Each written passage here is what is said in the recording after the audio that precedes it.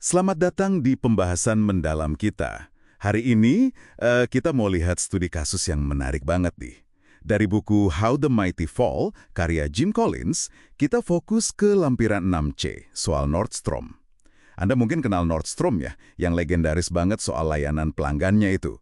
Tapi ternyata mereka sempat jatuh. Cukup parah malah. Nah, kita mau gali nih, gimana ceritanya mereka bisa jatuh, terus yang lebih penting, gimana mereka bangkit lagi? Pelajaran apa yang bisa kita ambil? Ini memang contoh klasik ya.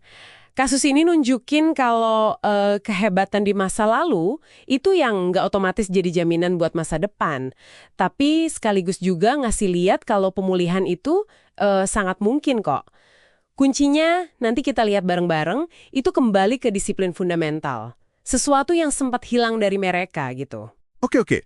Kita mulai dari titik baliknya deh.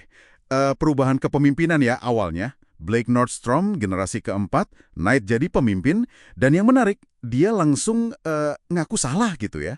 Secara terbuka. Dia bilang, jelas bagi sepupu saya dan saya bahwa kejatuhan kami adalah kesalahan kami. Sepenting apa sih pengakuan kayak gitu? Biasanya kan pemimpin baru malah nyalain yang lama ya kan? Wah, itu krusial banget. Itu ciri khas kepemimpinan level 5 kalau pakai istilahnya Collins. Jadi pemimpin yang fokusnya itu membangun perusahaan buat jangka panjang, bukan buat ego pribadi. Gabungan antara rendah hati, tapi juga punya tekad baja. Pengakuan itu, apalagi di depan publik, itu ngebangun lagi kepercayaan di internal. Itu fondasi penting buat pemulihan. Baru deh setelah itu, mereka terapkan prinsip first who. First who? Maksudnya pastiin orang yang tepat ada di posisi yang tepat dulu. Betul sekali. Jadi sebelum mikirin strategi apanya, mereka beresin dulu siapanya. Tim manajemen inti dirombak total. Ada CEO baru, CIO, CFO, presiden toko juga. Dan fokus rekrutmennya balik lagi ke nilai-nilai inti perusahaan. Nah, saya ingat filosofi rekrutmen mereka yang agak unik itu. Kami bisa merekrut orang baik dan mengajari mereka menjual, tapi kami tidak bisa merekrut penjual dan mengajari mereka menjadi baik. Kedengarannya idealis banget ya, tapi gimana caranya mereka mastiin ini jalan di skala besar gitu? Apa nggak susah?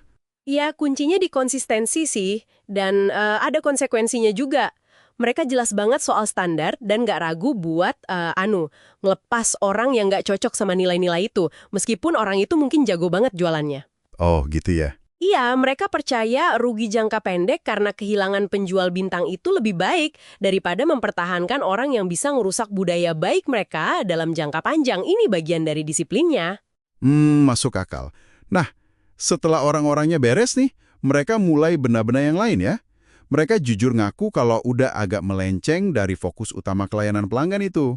Terus, sistem inventaris mereka ternyata udah, kuno banget. Ngadepin kenyataan pahit kayak gini pasti nggak gampang ya. Sama sekali nggak gampang. Tapi itu langkah vital. Collins nyebutnya menghadapi fakta brutal. Harus berani lihat kenyataan apa adanya. Mereka sadar, sistem inventaris yang jelek itu langsung menghambat wiraniaga terbaik mereka buat ngelayanin pelanggan. Jadi ini bukan cuma masalah teknis di belakang layar gitu loh. Jadi langsung nyambung ke pelanggan ya dampaknya? Iya, langsung. Makanya mereka berani ambil langkah besar, investasi sampai $200 juta buat sistem inventaris perpetual yang baru. Wow, $200 juta. Pas kondisi lagi sulit gitu kan ya? Itu nggak nekat namanya. Gimana mereka yakin? Apa ini ada hubungannya sama konsep landak yang katanya mereka temukan kembali itu? Pertanyaan bagus. Iya, ada hubungannya banget. Investasi gede itu didasari pemahaman mereka soal konsep landak atau hedgehog konsep.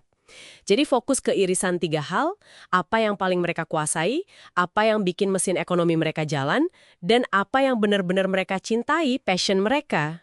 Oke, jadi buat Nordstrom irisan itu apa? Buat Nordstrom, itu adalah menciptakan hubungan yang luar biasa antara penjual dan pelanggan. Itu DNA mereka. Nah, sistem inventaris baru ini tujuannya buat memberdayakan wiraniaga biar bisa melakukan itu lebih baik lagi. Sekaligus, ini juga memperbaiki metrik ekonomi inti mereka, yaitu return on invested capital. Mereka sadar kuncinya ada di margin dolar dibagi rata-rata inventaris. Jadi, investasi itu super strategis, bukan sekedar belanja teknologi biar keren gitu. Paham. Nah, ini nyambung ke budaya disiplin yang dihidupkan lagi ya berarti. Memberdayakan wiraniaga, ekspektasi tinggi, tapi juga dikasih kebebasan bertindak. Ingat nggak buku aturan mereka yang cuma 1 baris itu? Oh iya, yang legendaris itu ya. Gunakan penilaian yang baik dalam segala situasi. Betul. Blake Nordstrom sendiri bilang, kami menjadi lebih disiplin sebagai sebuah perusahaan. Kedengarannya kayak ya udah, balik ke dasar aja gitu ya. Tepat sekali. Balik ke dasar tapi dengan kesadaran penuh.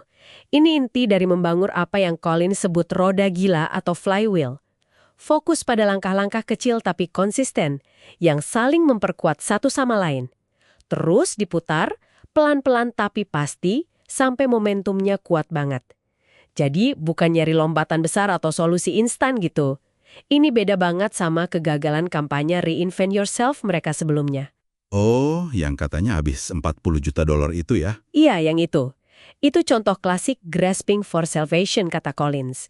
Upaya panik, lompatan tanpa disiplin, yang malah buang-buang energi. Makanya kutipan Blake Nordstrom ini jadi pas banget ya.